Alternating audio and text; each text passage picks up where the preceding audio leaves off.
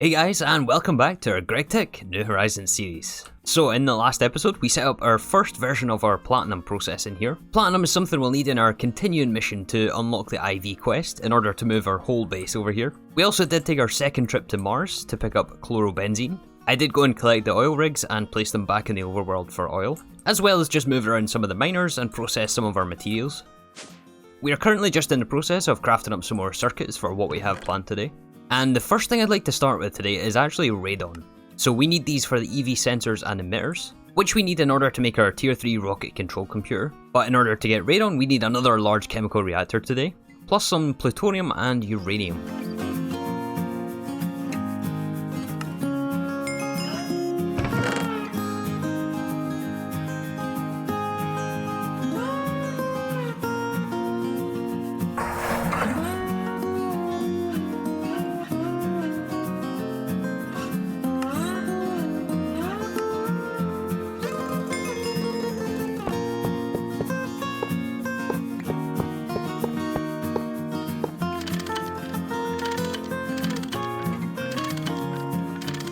Alright, well we have our LCR set up here for radon. We are just running this setup at LV with a combustion generator and a small battery buffer here. And the recipe here is 600 seconds. This is a ULV recipe though, so we do get a tiny overclock, but it's basically going to be 600 seconds for this. So if we look at the input items for the radon recipe, we need air, which we are actually producing over here. We set this up last episode in order to make nitrogen gas. So we compress empty cells in this compressor. This gives us compressed air, which we round robin between this centrifuge in order to turn it into nitrogen. And we also send it down on this ion conduit and then into this fluid tank here, where it converts it into the liquid air and then into the LCR. And the other input is just tiny piles of uranium-238 dust. The problem is we don't have any plutonium-239. So 239 is not really so simple to come by. We need to basically centrifuge 238 dust. This is a 40-second recipe at HV with only a 2% chance of a tiny pile of 239. And we need 8 ingots of these. So yeah, we're at what? 1 tiny pile? I think I've put like a stack of 238 dust in here. However, we do only need the 8 ingots. Once we have 8 ingots, it gives us 8 dust back. And that is what the second machine up here is for. It goes into the electric furnace, turns back to ingots, and then it's automatically sent into the second input bus up here. So yeah, how to get more uranium-238 dust? Well, I have been processing some of our Mars materials. All of this pitch blend ore can give us uranium-238. I'm not sure it's going to be enough though. I mean, it looks like a lot in the chest, but the processing line here is only percentage chances out of this dust. We may end up on Mars again today, moving our miners to another one of these pitch blend veins. We'll see, I guess, but we do have 15 more here, which we can throw through the centrifuge, I guess. It may be closer to the end of the episode before we can actually get the system up and running. But yeah, it should be set up and ready to go once we have the 239. Alright, so the second plan for today, I was trying to consider what we should prioritize here. Obviously we are rushing the tier 3 rocket, but everything besides the control computer, which we're waiting on our radon for, we should be able to make by now. The thing is, we can't use cetane boosted diesel anymore to fuel the rocket. So to fly the rocket, we can either use dense hydrazine, which requires the chemical plant, or we can use LMP-103S, and we're going to go with this option. We're going to go with LMP, basically just to avoid having to build the chemical plant. But I'm not really sure this is that much easier. I mean, it's what, 1, 2, 3, 4, 5, 6, 7, 8, 9, 10, 11 steps to get this. And I think there was a dust in there somewhere as well. Yeah, right here, 12, 13, 14, and then phosphorus I think is another 4 or 5. Oh no, it's another 1, so 15 steps to get LMP. So yeah, let me gather up some materials and we'll prepare to batch craft this thing. No way we're going to fully automate this 15-step process right now.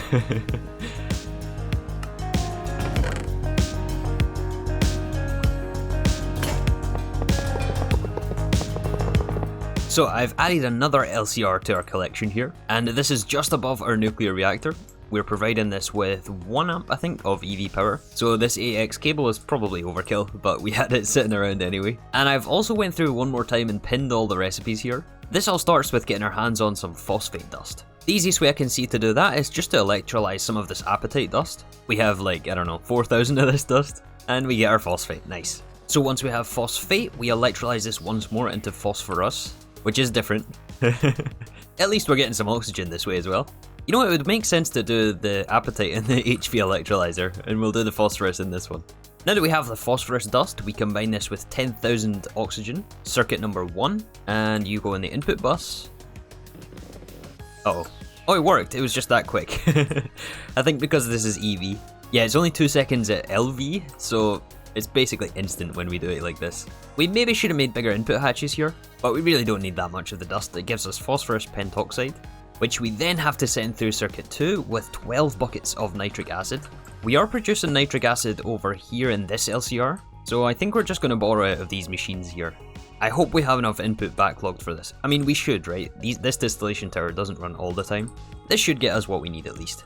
So we switch out the pentoxide into the input bus, swap the number 1 circuit with number 2, and input our nitric acid. And we get dinitrogen pentoxide this time. Next liquid is ammonium N-nitrourethane, which starts with carbon monoxide, a mix of carbon and oxygen. And we mix this with 2 parts chlorine, and the resultant fluid, phosgene, has to be combined with equal parts ethanol, which we get from our distillation tower, giving us ethyl chloroformate. And we need to combine that with 2 parts ammonia, which it appears we now don't have. At least not enough to get all of this. Aren't we producing ammonia somewhere else as well? I guess we'll just wait on the machines for more, but this gives us ethyl carbamate, and a byproduct of ammonium chloride, which is actually used here in our platinum setup. Might as well recycle the byproducts. Next step is to combine the carbamate with equal parts nitric acid. Should still be circuit 2, right? Yeah. And we get ethyl N-nitrocarbamate, along with some water. Very generous right there. No, we're just gonna trash the water here. Okay, we're almost there. I think we've got 4 steps to go for this. One more chemical reaction with some more ammonia, which we now actually don't have. So we're probably gonna have to make up some more manually. I think we can make it with nitrogen, which we have here, and also hydrogen, which we should have backlogged in one of these tanks. Circuit 11, and it's a slow recipe, of course. Well, it beats waiting on the distillation tower over there. And we got one more circuit 2 recipe, which gives us ammonium N-nitrourethane. This we combine with the dust we made from the phosphorus, which is effectively the other end of this chain. This is where the 2 recipe chains meet. So N-nitrourethane, dinitrogen pentoxide. I'm not sure what we can do with this ammonium nitrate dust. As far as I know, we don't need this for the rocket fuel. We'll just keep it as this dust for now. But the fluid output of this is what we want. We need to combine this with more ammonia, which we're just going to keep making manually here.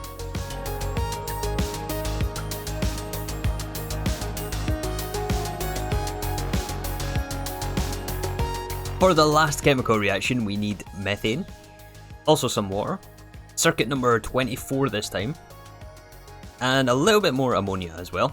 And we should get our rocket fuel out of this. I even forget what it's called. LMP, that should end up in one of these output hatches. Wait a sec, did I miss something? We should have all the fluids in, this should be going. Uh-oh. Yeah, ammonia, water, ammonium dinitramide, and methanol. Oh, methanol, not methane. Ah, right. Oh, it's working. 60 seconds per recipe for this. I believe it does give us 10 buckets out though, so we should make sure not to void it. Yeah, that should send the fluids into here. Let me grab a super tank for this. Oh yeah, LMP103S. I think I might have made too much. Like, this is only 1 recipe worth, and we have a lot of ammonium dinitramide. There's still 24 cells here. I mean, I guess we make it all into LMP, right? Well, that was quite the journey to get this fuel. We ended up with 50 cells of LMP. I wonder how many light years this can take us. I bet you it's pretty far anyway. So while we were doing the rocket fuel there, we are still only on 1 tiny pile of 239. So I think we need another solution to that problem over there. So I was considering switching this reactor over from thorium, and instead we would swap in uranium fuel rods, which when they are depleted we can centrifuge into plutonium. But I'm kind of leaning towards the second option, and that is another rocket trip today. But not to Mars. Instead we're going to be going to somewhere called Phobos. I think is how you pronounce this. And here we can find pure uranium ores. We can get straight uranium-238 and uraninite. So we are going to collect both of our miners. I have one over here in redstone, which I placed before I started this episode. I feel like it's almost about time we invest in another one of these things, but I think there is a multi-block we unlock pretty soon anyway. Oh yeah, I'm liking the look of that. That is a lot of ruby. And we need some chrome as well, which is the main reason I put it here. Oh wait a second, we lost it. Where did the miner go? Oh, maybe it was the rain. I don't think I covered this hole. Oh, that's not good. That's twice that's happened. We'll need to build another one. So yeah, I did replace our HV miner, resupplied our oxygen, collected our materials, and set off on our journey to the moon of Mars.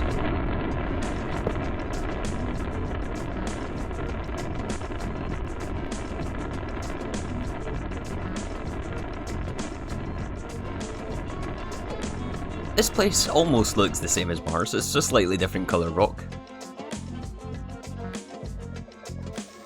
But upon arrival we did set up our oxygen supply again. I didn't intend to be here too long. It was really just to pick up a few ore veins. So you all know how this works by now. We bring the seismic prospector and some machines to print off our book. I'm not sure how rare the 238 vein is, but we managed to get one first time.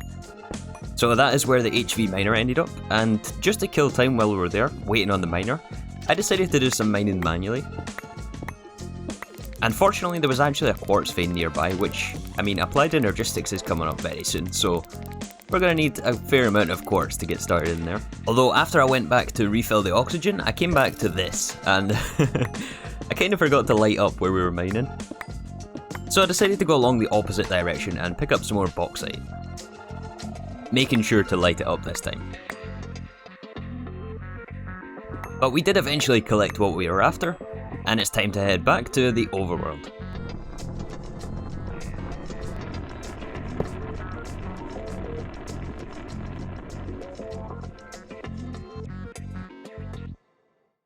Well, that was a fun little trip, wasn't it? And we've managed to pick up a lot of this Phobos stone as well, which I actually didn't realise we can pulverise this into Phobos stone dust, and centrifuge this for plutonium-239. I mean, the recipe is very, very slow, but we do get a slightly higher chance at a full dust this time. Plus, as I mentioned, we got some more bauxite, which equals titanium, some more Certus quartz, and we actually got a lot of this unrefined desh, which I think can just be turned into desh dust and then blast furnace into regular desh. This is another really crucial component to the next tier of heavy duty plates for the rocket. Also, I am aware of this second route to get radon out of uranium. Basically, you make radium-226 dust and leave it for, I don't know, like an hour. But that's kind of no fun. I thought the LCR route would be a little bit better. Alright, so what is going to be next for us? Well, we have a way to fuel our rocket, but we are still yet to craft the rocket itself. A lot of the rocket parts are the same as the tier 1 and 2, only it's the next tier, so we just need the next tier of plating. We need some of the desh we found on Mars and Phobos. Oh, along with some platinum. I didn't actually realise this, but we should be able to muster up the platinum. We'll come back to the rest of the rocket parts later on. But this tier 3 computer takes the IV assembling machine, and we haven't made any IV machines yet. The highest tier one we have right now is EV assembling machine. So to make the IV parts, we're going to need some more IV circuits. I think we'll have to go with the mainframes, which is the most expensive one. But we do only need this one IV assembling machine, so it's 4 circuits, right? 2 for the robot arms, and 2 for the assembling machine itself. But the machine hull takes the machine casing, takes tungsten steel, and also 1x tungsten cable. So I don't think we have any tungsten ingots. I think we've been leaving it or making it all into tungsten steel. But we can turn some of this tungsten trioxide dust we've been saving. And if I remember right, there's a recipe to turn it straight into tungsten. Yeah, with some carbon. 400 seconds though. And I don't think we get any sort of overclock on that. Hopefully we still have some carbon as well. I've been using quite a lot of that for titanium. I have a feeling though there's some supplies over in this distillation tower. Yeah, 6 stacks. That's not as much as I was expecting though. Yeah, 400 seconds. Yeah. Well, I'm glad we started this early. We maybe should have started even earlier. And we'll have to keep an eye on our nuclear fuels over there. We got 5.5 hours remaining. I don't think that's enough to get us through all of this tungsten trioxide. Anyways, what else for the IV machines? Well, we need the motors and the conveyor modules and the robot arms again. And these motors we haven't looked at before. This takes magnetic neodymium, which we also used for the EV motors, as well as something called graphene, which we briefly looked at last episode. And graphene is made from graphite. I'm hoping we have some of that somewhere. Oh yeah, we have loads of it, look at this. So can we just process this the normal way? Yeah, I think just through our regular steam system over here. Oh, and this chest is getting so full as well. Oh hey, we even got some graphite here, nice. So the graphite dust has to be EV assembling machine with the glowstone doped wafers we got access to last time. And this is only 40-second recipe, circuit 1. And we also need refined glue for this as well. And we'll probably just do it all. Although, is this a blast furnace recipe? I wouldn't be surprised, to be honest. Oh, there actually isn't an ingot for this. Yeah, we just go, that's unusual, we just go straight from the dust into wire. That's very strange. Yeah, there's our graphene dust. But other than that and the tungsten, we can make tungsten steel rods. This is just regular silicon rubber, it looks like. Yeah, we have silicon rubber. 1x platinum cable is very easy for us at this point. We are just missing the IV circuit, so yeah, we need another 4 of these things. And I don't think we have any workstations to craft these with. We need 2 pairs, so that's 8 workstations that we need. And we have 4. That's not ideal. At least we made up the HVs earlier on to be able to make some more workstations.